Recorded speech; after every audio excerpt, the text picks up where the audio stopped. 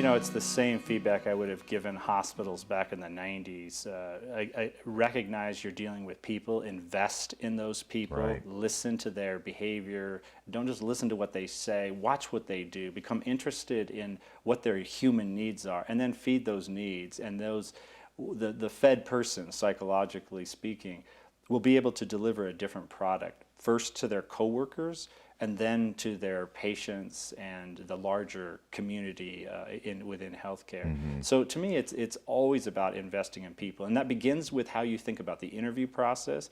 It begins with where you go for your labor pool. Many years ago, I used to admit patients into a substance abuse treatment facility. I did that for a number of years, and we built a pipeline. Our graduates were so impacted by their life-changing experience of shedding the bonds of being addicted to drugs and alcohol. They became very connected with our institution. And by the time I left that institution, we had 16 employees who had come through our substance abuse treatment facility, and some of them were our star players because they had been rejected by many parts of society, but they had a burning passion of living out their recovery. And the very hospital that they got these bills from, for their treatment, they had this deep commitment to. And it was a very powerful experience for me personally watching them. There was one particular employee who I didn't personally admit her to treatment, but she learned who I was.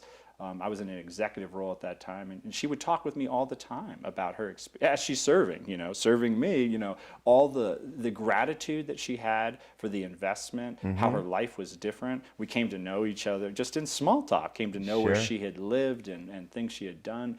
But that's an example where somebody who was not sure of themselves, their life was not going the right direction, someone invested in them.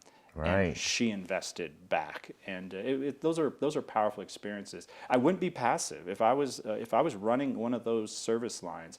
I would be very active. Look for your people, bring them in. Do not be discouraged when you elevate them and they go into other fields. Even in fact, expect that. Oh yeah.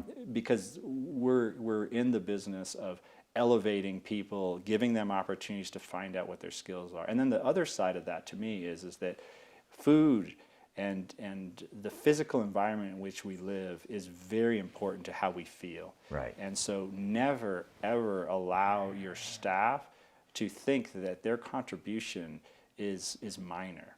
Their contribution can be life-changing to someone. Right. The simplest things, and again, when you think about food in particular, the role it plays in how we experience life, so important. The health of it, how it looks, how it's served, how it tastes, of course, the timing of it, the simple way you ask somebody what they want to eat today, especially when they're not sure they can get something down or they're not sure how it's going to affect them. All those things provide opportunities to elevate the experience for the patient. And there's lots and lots of examples. I estimate that I have read between 30 and 40,000 patient surveys over the years.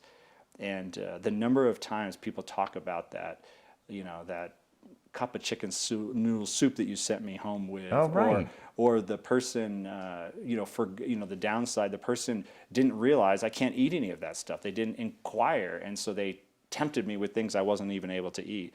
Taking a little bit of extra time to do your role and in a very sensitive and thoughtful and elevating kind of way is a very important part of the overall healthcare experience. And honestly, as a young psychologist working in giant hospitals during my training years, I had come to the conclusion that hospitals would never figure this out. It was only through consultative work that I was doing and really being dragged in, honestly, to say, hey, you got a lot of opinions about this. Why don't you come work for us? That kind of gradually broke down my own resistance. So I feel very passionate about the idea. Don't ever let someone tell you that your role in a hospital, I don't even care what it is. Sure. It expands beyond even the areas we're talking about today. Every area has the opportunity to impact a patient and their family or a coworker in a way that's profound. And don't ever forget that.